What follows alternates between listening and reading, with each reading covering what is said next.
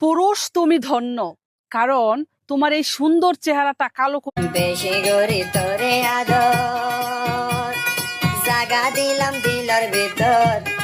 দলাই হইলাম তোর লয় বঞ্চিত গরু